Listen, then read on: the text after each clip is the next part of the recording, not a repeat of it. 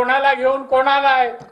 एक मला फोन आला सुरुवातीला जिरांगेचं आंदोलन चालू झालं, फोन आला.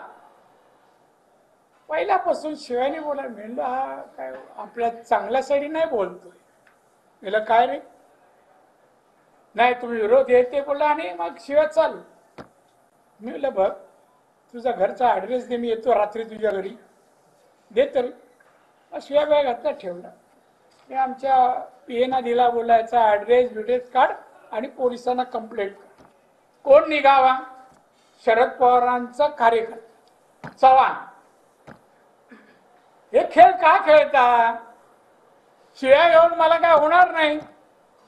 त्याचा ॲड्रेस मिळाल्यावर माझी जी प्रक्रिया असेल त्याला संरक्षण घ्यावं लागेल ना. हे खेळ आमचे वरिष्ठ खेळतात. छत्रपतींचा हा महाराष्ट्र लोक कल्याणकारी बनावा हे ध्यानी मणी पवारांचे असायला हवं. आमच्यासारख्यानं सांगायला नाही थांबा वाद नको बसूया आपण, चला पुढचा पळत बसूया, मी तुम्हाला चांगला आर्टिस्ट देतो माझ्या ओळखीचा जुना जाण. बोलायला कोण नाही म्हणणार आहे.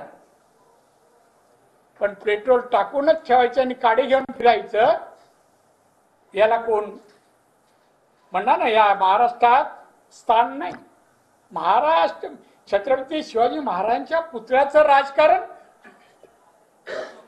उद्धव ठाकरे, काँग्रेस, शरद पवार काय वाटत नाही. दुसऱ्याने तर सोडले हो, पत्रकार कोण आहे तो. याची मी केस करणार, मी स्वतः करणार जर सरकारने नाही केली तर. तो काढ देतो आता, तो त्याचा त्यांना महाराज काय ना त्याला दाखवणार त्या संजयला, त्याला माहित नाही. हा तुम्ही पाहिला असेल, महाराज शिवाजी का ऐसा अपमान तो मुगलों ने भी नहीं किया. ही कोणाची अवलाद? बरं हा ना, महाराज पडल्यानंतर काही क्षणातच वरून प्लास्टिक टाकण्यात आलं व्हाईट रंगाचं.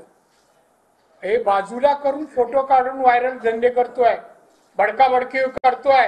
राज्य सरकारने त्वरित कारवाई करावी, याला आतमध्ये करावा, वातावरण बिघडवतोय.